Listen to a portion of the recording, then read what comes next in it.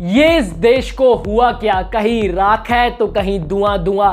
मैं ऐसा क्यों कह रहा हूं, ये जानने के लिए आप लास्ट 10 ईयर की इंडिया की ग्रोथ रेट का स्टैटिस्टिक्स देखो। ये देखकर जितना शौक आपको लग रहा है उतना ही मुझे लगा था जब मैंने ये देखा कि इंडिया पिछले 10 सालों से एक स्टैग्नेंट ग्रोथ रेट में फंसा हुआ है और हमारे साथ की कंट्रीज जैसे यूएसए, इंडिया वर्सेस यूएसए का ग्राफ देखो, और हमारे साथ की country China, India versus China का ग्राफ देखो कि हमसे कितने आगे निकल चुके हैं। और अगर देखा जाए ना स्टैटिस्टिकली, हम 2024 में वहां स्टैंड करते हैं जहां चाइना 2006 और 7 में स्टैंड करता था। इस थमी हुई ग्रोथ रेट के पीछे किसी पॉलिटिकल पार्टी या किसी पॉलिटिकल प्रेसिडेंट का हाथ नहीं है। इसके पीछे का सबसे बड़ा रीजन है इंडिया की स्टैग्नेंट रेप रेट, जो 2019 में है 32,000 रेप पर ईयर।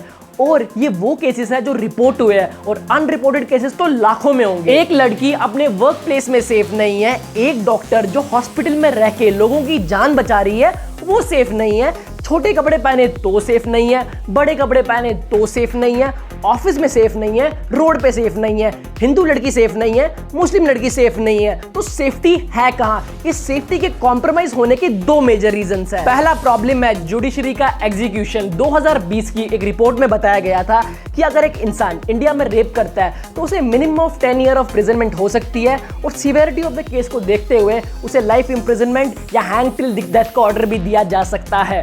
पर प्रॉब्लम पनिशमेंट में नहीं है, प्रॉब्लम है उस पनिशमेंट की एग्जीक्यूशन में, जिसमें सालों लग जाते हैं, जिसकी वजह से अपराधी बच जाते हैं। और इसी वजह से इंडिया में जो रेप रेट है दैट इज 1.81% पर 100K मेन।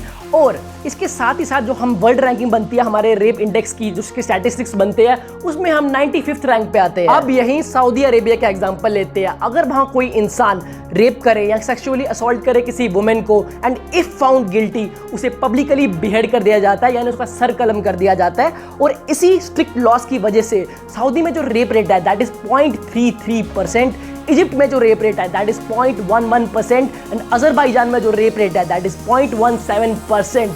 तो इसे हम क्या समझते हैं कि स्ट्रिक्ट लॉज, स्ट्रिक्ट एग्जीक्यूशन और स्ट्रिक्ट लॉ एंड ऑर्डर से एक कंट्री में पीस लाई जा सकती है, जिसके लिए हमारे देश को नेसेसरी स्टेप्स लेने चाहिए। क्योंकि अगर पैसे वाले अपना पावर और अपना पैसा इसी तरह से यूज करते रहे तो वो दिन दूर नहीं जब हमारी कंट्री की डेवलपमेंट इससे भी ज्यादा कम हो जाएगी। दूसरा है मेल ईगोइज्म। मैं यहाँ पे कोई फेमिनिस्ट या मेल शावनिस्ट बनने बिल्कुल नहीं आया हूँ। मैं सिर्फ ये बताना चाहता हूँ कि हमें सोसाइटी में ऐसे मर्दों की जरूरत है जो लड़कियों की इज्जत उतारे ना बल्कि उनकी इज्जत बचाए।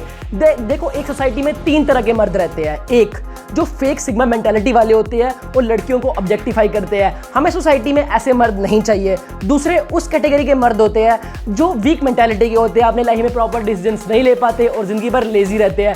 वैसे भी लोगों की सोसाइटी में कोई जरूरत नहीं है। तीसरे आते हैं हाई वैल्यू आइडियल मेंस, जो लड़कियों की इज्जत बचाने के लिए अपनी जान भी दे सकते हैं। और हमारी सोसाइटी को ऐसे मर्दों की सख्त जरूरत है। मैं शत नमन करता हूं अपने पूर्वजों को जो ऐसे हाई वैल्यू आइडियल स्किल्स अपने अंदर रखते थे, ऐसी क्वालिटीज उनमें थी, तो हमें उनसे ये क्वालिटीज सीखनी चाहिए। हमें उन महान इंसानों के गुण अपने अंदर लाने चाहिए, तभी ये देश बदल सकता है। और इतिहास गवाह है कि जब जब एक नारी का अपमान हुआ है तो उसका नतीजा क्या हुआ है, पूरे के पूरे कुल का विनाश, एक महाविनाश।